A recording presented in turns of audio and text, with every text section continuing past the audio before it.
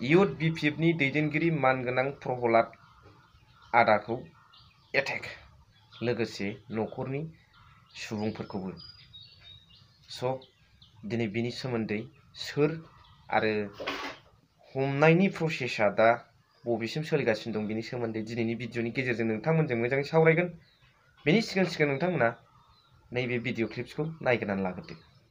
गेटखौबो खुबैबाय माने बुख्रुबलागाना गालांजोब्बाय थिङा जिनानै दङ जोबोद दुखुनांथाव। दिनैहाय बे बिसायख'थिनि जोबथा फोसावदिं सानमोन। बे सानाव जोङो फोसावदिंखांनानै न'आव हाबनानै थाफैबायमोन। बे समावनो दिनै माखासे दुश्मनफ्रा आंनि न'खौ एटाक खालामदों। आं दुखु फोरमायदों। बेवहाय मोनसे गणतन्त्र रायजोआव बेबादि खालामनो नाङा। आं दिनै गोख्रों भाषाजों रावजों सोंखारिदों जाहाथे बिदि खालामा। बिथांमोनहा गणतन्त्रआव बयहाबो अधिकार दं।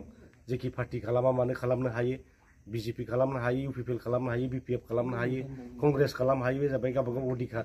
नाथाय बेबादि जोंनि सासे जे आं जे कर्मी बिपिएफनि आंनि सायाव हामला खालामनाया जोबोद दुखुनांथाव। ओंखायनो बिथांमोना बिदि खालामनाय गोजानाव थानांगौ। आं दिनै पुलिस प्रशासनखौ खावलायगोन जाहाथे बिथांमोना बे दसिफोरखौ जाहाथे गोख्रै हमनानै साजा होयो, जेलाव सोयो। आरो जुदि पुलिस प्रशासना खालामा निस्सय जोंनि राजनितिक दला बायद' जागोन आइनखौ आखायाव लानो थाखाय। बिनि थाखायनो ইয়াৰ দ্বাৰাই মই পুলিচ প্ৰশাসনক অনুৰোধ জনাব বিচাৰিছোঁ অতি শীঘ্ৰে এই দুষ্কৃতিসকলক কৰায়ত্ব কৰে। এখেতসকলে মোৰ ঘৰ আজি সন্ধিয়া 10টামান বজাত মানে শিল ধুলিয়াই পেলাই মোৰ মানে খিৰিকী আৰু দৰ্জাবিলাক আজি ধ্বংস কৰি দিছে, ভাঙাই দিছে। ইয়াৰ কাৰণে এখেতসকলক আজি বিহিত ব্যৱস্থা ল'ব লাগে, কৰায়ত্ব কৰিব লাগে।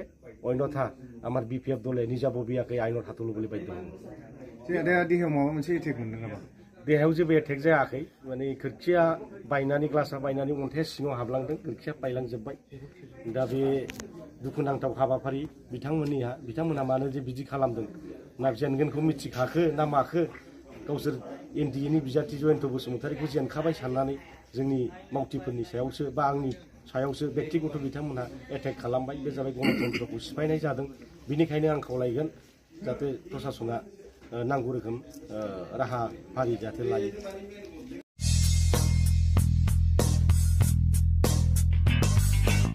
So hello everyone, once again welcome back to the channel. दिनैनि गोदान भिडिअ नोंथां बयखौबो गोसो गोथारै बरायदों। लोगोसे आसा खालामो इसोरनि अननायाव नोंथां बयबो मोजां दं। बाथ्राया जाहैबाय बिजेपि आरो इउपिपिएल जयै लोगो नांनानै दा इलेक्शन गेलेनो थाखाय रेडि। एमपि लकसभा इलेक्शन दिनै 6 तारिख, गाबोननि इलेक्शन 7 तारिख। दा बेवहाय बिथांमोना जेनखागोनखौ नुखो ना माखो।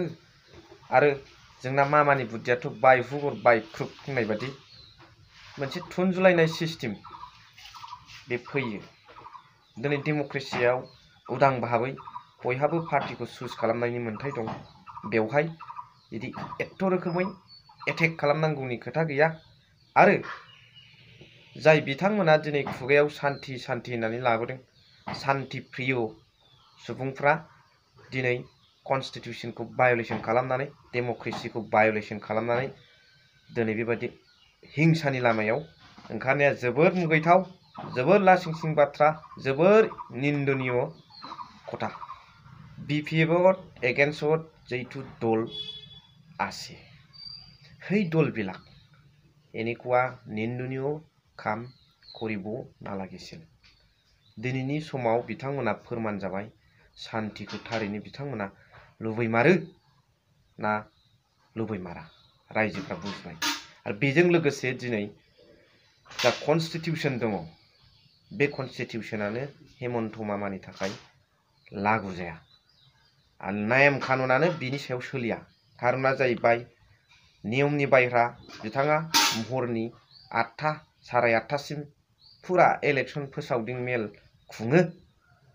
क'क्राझार बादियाव फैनानै बे बबे आयेनाव लिरनाय दं मोनानि 7टा, 8टा, 8:30सिम मेल मिटिं खुंनाय। आरो बिथांमोना बान्दोल खि बान्दोल रानखुमागासिनो दं मोनायाव।